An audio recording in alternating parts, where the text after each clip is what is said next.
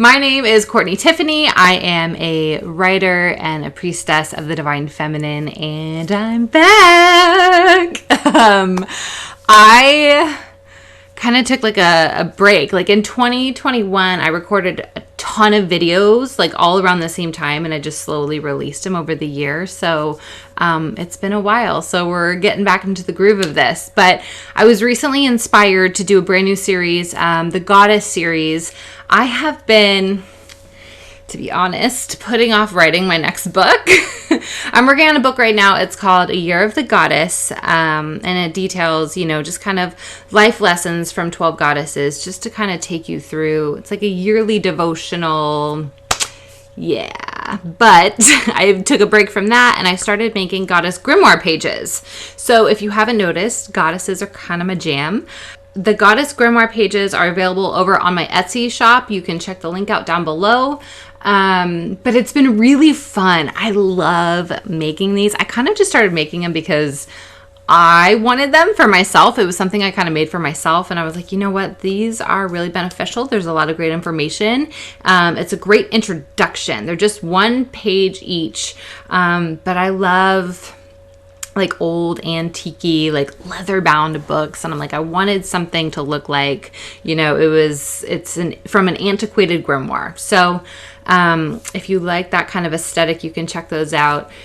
But I love seeing which goddesses you guys are drawn to at any given day, any given time, because I definitely see a pattern, right? Like so many people go through the Etsy shop and there's definitely like the popular goddesses, but then like there's a few days it's like, okay, everyone's getting this goddess or everyone's buying this goddess grimoire page. And so it's fun to see which goddess is kind of making her rounds in the world, which one is kind of awakening and, speaking the loudest at any given time.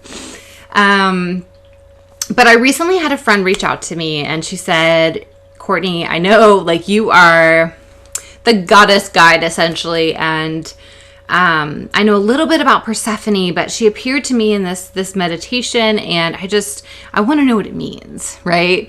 And so we were talking and, I kind of gave her some, I don't want to say advice, that's the wrong word, but, just some things that like Persephone represents and some symbolism about the goddess. And, she found it really helpful. And so I kind of want to do the same with you guys. So obviously, it doesn't really matter when you watch this video, right? If Persephone has called to you, if you've worked with her, you're going to find this beneficial. I think a lot of people, I know starting out, I've devoured so many books about so many different goddesses. A lot of them nonfiction, a lot of them kind of focused on witchcraft and like the dark goddess. But it's just there's something really validating to know that somebody else has had a very similar experience, or that this goddess appears the same way. Like, and she just, I tune into energy, right? And different goddesses feel different to me and they represent different things, obviously. But I don't know. Obviously, everybody has their own experiences and, to each their own. She might appear to us at different times in our lives for different reasons. So just my little disclaimer there, right? Like what I'm saying is obviously based from my own experience and it could possibly, be different for you. But let's get into it. I think we all know Persephone is the Greek goddess of spring. She's also queen of the underworld. She is married to Hades, and she is the daughter of the Greek goddess Demeter, who is goddess of grain and harvest. Her most, the biggest myth we have, the biggest story we have is the abduction of Persephone, when Hades kind of drags her into the underworld and then she's like forced to marry him and she splits her time half in the underworld and half on earth. So she gives us this great duality. I think that's the most obvious thing, is she represents not only spring but death. And she is the light and the dark. And so when we're working with shadow, shadow self, when we're going into shadow work and kind of exploring the depths of the unconscious. She's a great goddess to call on, a great goddess to help guide you through that. She kind of shines a light for us in the darkness, right? She kind of helps us accept those that shadow side of self. Being the goddess of spring, I mean, she's all about renewal, right? And rebirth. But being the goddess of the underworld, she's all about death. So I find that she often comes to us in times of endings, in times of death, and kind of helps us process that, right? She is the goddess. If you have something that you need to release, you need to let go of, she is the goddess for you. Persephone is able to help guide us through that death and into that rebirth, into that next chapter of life, into that new beginning. And it's this part, it's this death that we really get stuck on, that we have a hard time letting go of, right? Persephone is also really connected to Hecate. Hecate is the Greek goddess of the crossroads. And, Hecate too also kind of, she's the goddess who guides lost souls. When we are unsure of which path to take, right? We find ourselves at a crossroad. She is there to kind of, carry the torch and guide us into down the right path. But she is also, the guide for those souls who have died in the physical, like their physical body has died here in like this world, and she is those souls who are kind of wandering and can't find their way into the other world, into the underworld. She is there to kind of guide them to the gates of Hades, to the gates of the underworld. So Hecate brings those lost souls to the gates, to Persephone. And to me, Persephone is there and she is welcoming them with open arms. To me, Persephone's energy is very warm. It is very gracious. It is very, I want to say sovereign. So she's queen, right? Persephone is queen of the underworld. So that is her kingdom. That is her domain. And I also think that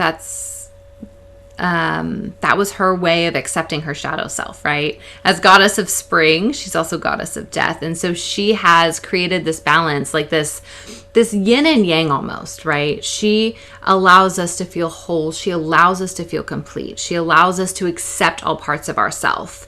And once we're able to do that, we are then able to step into that queen archetype ourselves, right?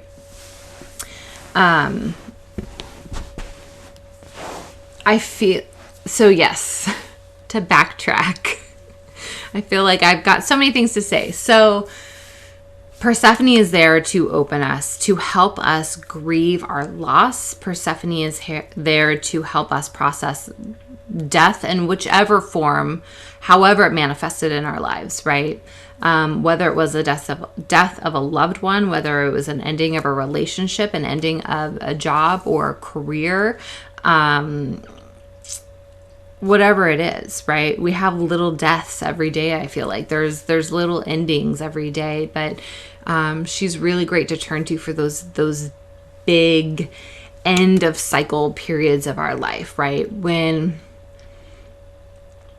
we're just kind of like, okay, like I know I need to let this go. This no longer serves me. This is not good for me, but I'm scared. I don't know what that next step's going to be, right? I don't know where to go from here. And she's just kind of there patiently waiting.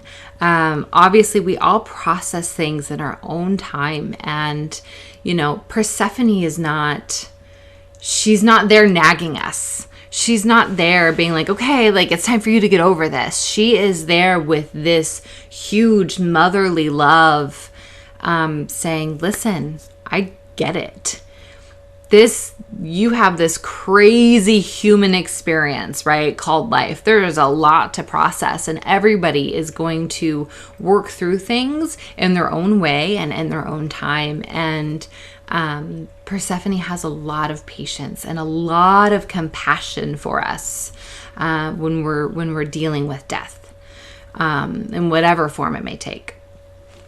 As far as her archetypes, for those of you who don't know, I wrote a book called Feminine Archetypes, and it details the 13 archetypes of the divine feminine. Now, Persephone has 3 major archetypes. She's the maiden, obviously, as goddess of spring. She is also a dark goddess, as goddess of the underworld. But to me, she is like her main archetype. The one that I work with her the most is queen. She's queen of the underworld. And so whenever we want to feel into the queen archetype within ourselves, right? Persephone is a great one to call on. Persephone is a great goddess to invoke, to help us feel, to tap into that energy of what it feels like to be queen, right? To say, okay, I'm ready to step up. I am ready to rule. I'm ready to lead. I am ready to make decisions for my kingdom. And Persephone can really help us embody that archetype. I think I'm going to leave that there for today.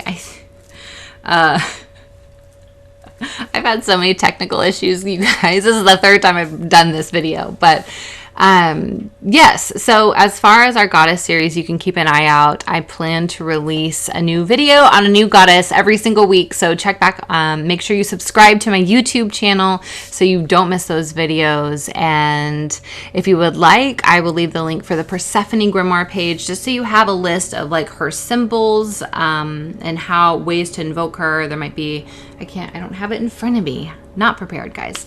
A way to, like, a prayer for her or an affirmation or something to help you connect with her. So I would love to hear from you if you have worked with Persephone, if you resonate with this, if there are any messages kind of in here, just let me know. Let's get a chat going. I love to talk about Persephone. She's a great goddess to start with. So, yes, that's all I have for you. I'm sending you all my love and many blessings, and I will see you soon.